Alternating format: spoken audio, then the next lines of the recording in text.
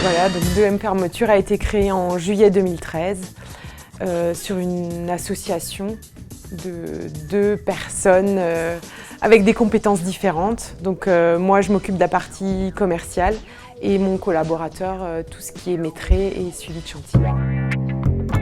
On existe depuis 1976 et on a un effectif de 7 personnes. Après le départ en retraite de mon époux, voilà, j'ai pris la direction de l'entreprise. Ici, c'est l'entreprise Eriane, une entreprise créée en 2002 à Rixheim. Depuis 1 an, nous sommes à Wittenheim, une grande équipe de 20 salariés. L'entreprise Fugibat existe depuis 1981. Elle a été créée par notre père et notre oncle et je suis en cogérance avec mon frère Vivien. Nous sommes à peu près une trentaine de salariés. Nous avons été créés par M. Zegel en 1968 et j'ai repris la gérance de cette entreprise en 2012. On est 3 salariés. Moi, je ne suis pas salariée puisque j'ai une double casquette et je suis associée de la société depuis l'origine. Mais je travaille surtout dans ce domaine-là, c'est surtout administratif.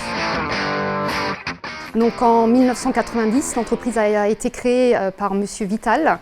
Nous avons 2 sites de production ici à Rixheim. Nous avons un atelier aluminium et un atelier PVC où on fabrique nous-mêmes donc nos menuiseries, portes, fenêtres, etc. Une femme est toujours obligée d'en faire plus quand elle rentre dans ce milieu-là parce qu'il faut et qu'elle prouve ses compétences professionnelles, il faut qu'elle s'affirme et elle n'a vraiment pas le droit à l'erreur. Donc on est obligé d'en faire toujours plus, d'aller. Le milieu du BTP, moi j'ai trouvé que l'accueil était très... Enfin, en tout cas, les équipes m'ont accueilli les bras ouverts. Par rapport à l'intérêt que mon poste peut amener dans l'entreprise, ça a été compris, que ce soit des hommes ou que ce soit des femmes. C'est donc que la femme gère peut-être plus de choses, est capable de gérer plus de choses en même temps. Elle n'a peut-être pas souvent le choix et on s'en accommode, en fait, on trouve des solutions. Donc du coup, c'est bien parce qu'ils apprennent plein de choses aussi. Je pense que la femme, elle a quand même plus de poids à négocier, on est plus tenace qu'un homme. Un homme, il se dit, bon bah ok, on lâche un petit peu, quoi. Mais une femme, non. Moi, je lâche jamais, donc voilà. Aujourd'hui, être une femme chef d'entreprise avec les fournisseurs, je pense qu'on a des avantages non négligeables. Parce qu'effectivement, on a des hommes quand même en face et on arrive, je pense, plus facilement à ses fins en termes de prix et de négociation clientèle. Je pense que quand on est une femme, on lâche rien, en fait. L'avantage d'être une femme dans notre univers au niveau de la fabrication, de la conception des meubles, on a notre touche féminine, ce que n'a pas un homme. Alors on cherche de nouvelles textures, on essaie de mélanger certaines textures, bois par exemple, bois cuir, bois métal, et c'est ce qui plaît aux clients. Je pense que je tire un peu plus et que j'y arrive peut-être un peu plus que les hommes parce qu'à un moment ils disent bon bah elle est persévérante, hein, c'est peut-être aussi une particularité des femmes dans le bâtiment. Comme on doit toujours s'imposer et montrer qu'on y arrive, on est peut-être un peu plus tenace.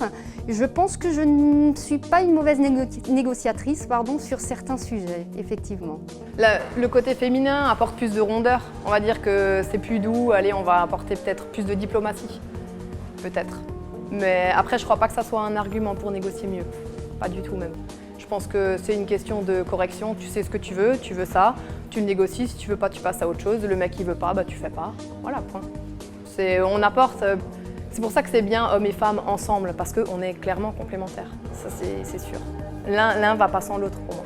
Si c'est un employé que nous on embauche, ça se passe relativement bien, puisqu'il sait que derrière, c'est moi qui va faire la fiche de paye. Donc. Je suis très carrée, je suis exigeante également, ils le savent.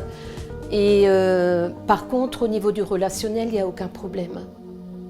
Ils connaissent nos exigences, donc j'ai aucun problème. Je sais me faire respecter.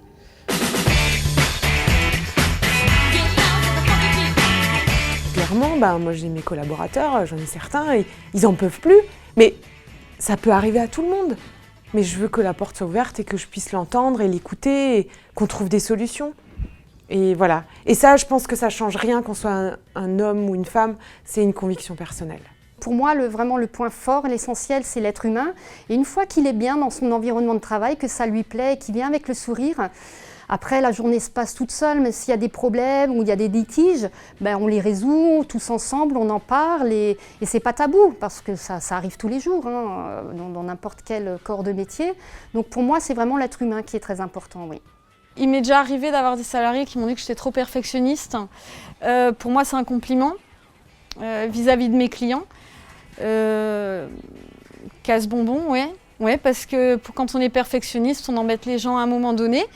Mais c'est ce qui fait qu'au jour d'aujourd'hui, je suis pleinement épanouie dans mon travail parce que j'ai un très beau produit fini. C'est jamais facile de toute façon de changer de domaine, ça c'est sûr, parce qu'il faut recommencer tout à zéro. Le bâtiment, c'est un milieu encore à part, c'est un milieu d'hommes, mais bon après voilà, j'étais d'avant dans un milieu de femmes, aujourd'hui d'hommes, c'est différent, voilà. Après il a fallu tout réapprendre et puis j'ai pas fini, donc voilà, c'est jamais simple en rien, mais tout est possible. Mais je n'ai pas le sentiment depuis que je suis là que être une femme soit un problème. Être une femme apporte le côté féminin qu'il y a en tout homme et qui permet que ces hommes puissent aussi se sentir bien à l'aise dans leur métier.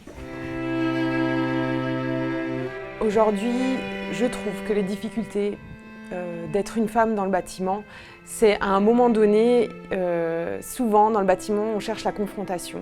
Et nous, en tant que femmes, on est dans la sympathie, on recherche des compromis acceptables, on va être dans la discussion. Alors qu'à un moment donné, un homme, il va être beaucoup plus dur que nous. Et des fois, je remarque quand même que certains clients cherchent une confrontation et veulent un homme en face qui leur répond de façon plus dure. Alors que nous, on va discuter, on va remettre les choses en question, Voilà, je pense que ça, c'est plus difficile aujourd'hui. Qu'est-ce que vient faire ici? C'est une femme, elle ne sait pas faire, quoi. Donc voilà. Bah, c'est les clients, les gens aujourd'hui, ils ont un regard un peu différent sur la femme encore. Hein. Puis gérer une entreprise d'une trentaine de personnes, quand tu tombes dedans, c'est pas simple du jour au lendemain. Après, il y a aussi les tensions familiales qui sont pas toujours simples, parce que tout est mélangé. Voilà, on est frères, sœurs, pères, filles, donc on se parle pas toujours bien dans le travail, alors qu'on fait peut-être plus d'efforts avec les gens qu'on connaît moins. Il y a plus de 10 ans, j'ai bien senti qu'on se posait beaucoup de questions parce que j'étais une femme et que c'était d'autant plus compliqué parce que j'étais la seule, quand il y a 10 ans, commerciale qui vendent des fenêtres. Aujourd'hui, ça commence un petit peu, je rencontre d'autres femmes qui sont commerciales. Il y a tant de belles choses à apprendre. C'est un univers qui est tellement large et il y a un épanouissement au niveau de la personne qui est énorme. Le relationnel avec le client, le fait de rencontrer des gens, le fait de côtoyer même diverses catégories sociales, c'est enrichissant et c'est très très intéressant. Il faut y aller, il ne faut pas avoir peur. Prendre du plaisir dans ce qu'on fait parce qu'on y passe quand même plus de temps dans une journée qu'avec ses proches à la maison. Mais que ce soit le métier du BTP ou un autre métier, quand on a envie et qu'on sent que c'est ses tripes qui parlent pour le faire, il faut y aller. On fonce. Et puis un métier, il est là pour exister. À un moment donné, il est là aussi pour évoluer.